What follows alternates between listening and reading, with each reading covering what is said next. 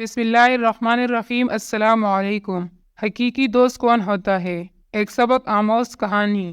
اہل عرب جب شادی بیاہ کرتے تھے تو قدیم رواج کے مطابق دعوت کی تقریب میں شامل مہمانوں کی تواضع کے لیے بنے ہوئے گوشت کے ٹکڑے کو روٹی کے اندر لپیٹ کر پیش کرتے تھے۔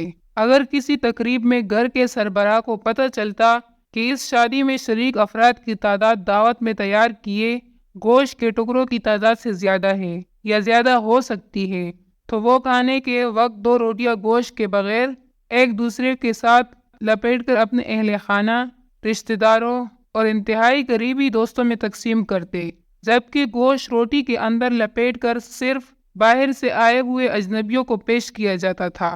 ایسے ہی ایک بار غریب شخص کے یہاں شادی کی تقریب تھی، جس میں اس شخص نے دعوت کے دن احتیاطاً بغیر گوشت کی روٹی کے اندر روٹی لپیٹ کر اپنے گھر والوں، رشتہ داروں اور متعدد قریبی قابل بھروسہ دوستوں کو کھانے میں پیش کی، تاکہ اجنبیوں کو کھانے میں روٹی کے ساتھ گوشت مل سکے اور کسی بھی قسم کی شرمندگی سے بچا جا سکے۔ جنہیں صرف روٹی ملی تھی تو انہوں نے ایسے کھانا شروع کر دیا گویا اس میں گوشت موجود ہے، سوائے اس کے ایک انتہائی قریبی رشتہ دار کے۔ اس نے روٹی کھولی، گھر کے سربراہ کو بلایا اور غصے سے بلند آواز میں اس سے کہا، اے عبداللہ کے باپ، یہ کیا مذاق ہے؟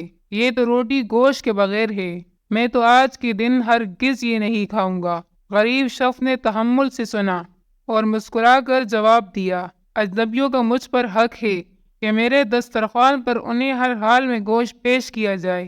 یہ لیجیے گوشت کا ٹکڑا، اور معافی چاہتا ہوں، مجھ سے غلطی ہوئی، میں آپ کو اپنے اہل خانہ میں شمار کر رہا تھا۔ عربی حکایت کا اردو ترجمہ۔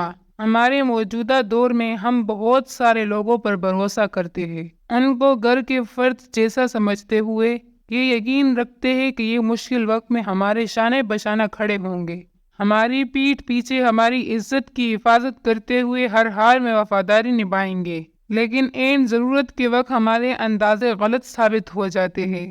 اس لیے اس بات کو یقینی بنائیں کہ کون سی روٹی کون سے بندے کو دینی ہے، اپنی رائے سے آگاہ کرے۔ اللہ حافظ۔